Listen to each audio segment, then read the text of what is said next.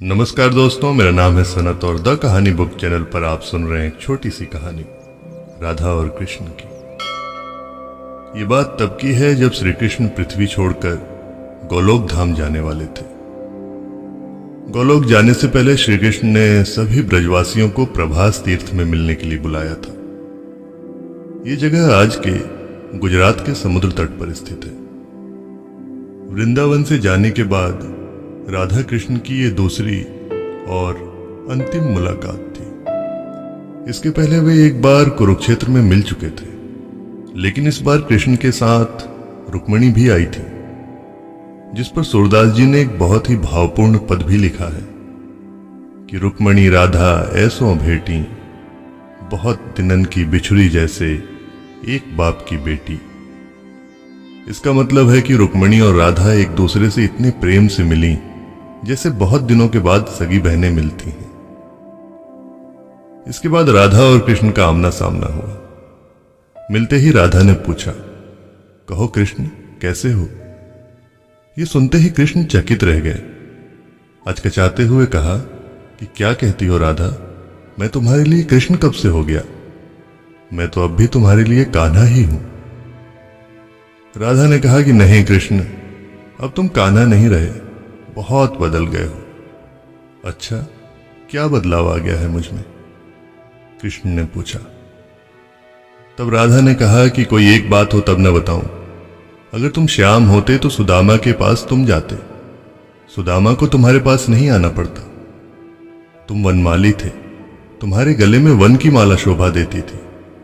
शायद तुम्हें मालूम भी नहीं होगा कि तुम्हारी माला बनाने के लिए मैं और मेरी सखियां ललिता, विशाखा, अनुराधा, कुसुम, शैव्या, हम सब वृंदावन के 7 वनों से फूल इकट्ठा करती थी। कितनी ही बार बाहों में खरोंचे आई, ओढ़नियां फट जाती थी, घर पर मार पड़ती थी सो अलग, लेकिन जब तुम वही वनमाला पहनकर मुस्कुराते थे ना, तो आत्मा तृप्त हो जाती थी। ऐसा लगता था कि मानो लोक और परलोक दोनों बन गए। आज तुम्हारे गले की वो वनमाला कहां गई? आज तो तुम्हारे गले में हीरे जवाहरातों से जड़ी हुई सोने की माला है। जिन हाथों में मुरली शोभायमान होती थी, उन हाथों में सुदर्शन चक्र आ गया है। जब तुम मुरली बजाते थे तो मनुष्य क्या, पशु पक्षी भी सुनने के लिए इकट्ठा हो जाते थे। आज उन्हीं हाथों से संहार कर रहे हो। लोग कहते हैं कि तुम भगवान हो। लोगों की छोड़ो, लेकिन तुमने खुद ही गीता में कहा है कि तुम ईश्वर हो। पर मैंने तो तुम्हें कभी ब्रह्म माना ही नहीं। तुम तो मेरे नंद के लाल मुरलीधर श्याम थे, एक सामान्य ग्वाला। तुमने उद्धव को भेजा था हमें निर्गुण ज्ञान बताने के लिए। उद्धव ने तो तुम्हें बताया ही होगा ना कि हमारा प्रेम क्या है। कृष्ण चुपचाप सुनते रहे और तब कहा, लेकिन मैं तो तुम्हें अब भी याद करता हूं राधा। तुम्हारी याद आती है तो आंखों से आंसू निकल पड़ते हैं, लेकिन मैं तो तुम्हें कभी याद नहीं करती। राधा ने कहा, याद तो उसको किया जाता है न जो कहीं दूर चला गया हो। तुम तो कभी मेरे हृदय से गए ही कहां थे, जो तुम्हें याद करना पड़ता। और रही मेरे न रोने की बात, तो कान्हा, मैं इसलिए नहीं रोई कि मेरी आंखों में बसे हुए तुम कहीं आंसुओं के साथ निकल न जाओ।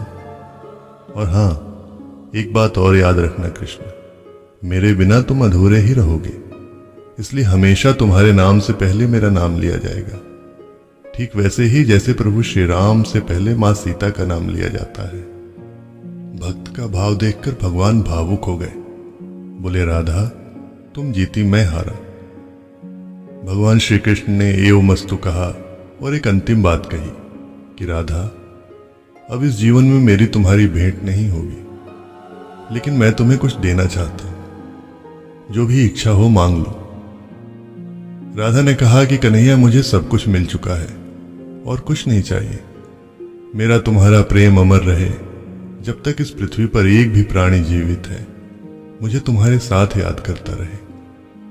लेकिन तुम कहते ही हो तो वही मुरली की तान एक बार और सुना दो। भक्त की इस इच्छा को भगवान टाल न सके, जबकि सर्वज्ञ सर्वशक्तिमान कृष्ण इसके भयानक परिणाम को जानते थे। फिर भी उन्होंने बहुत दिनों से संजो कर रखी हुई बांसुरी को निकाला और एक अद्भुत अविस्मरणीय तान छेड़ दी। सारा संसार तरंगित हो उठा।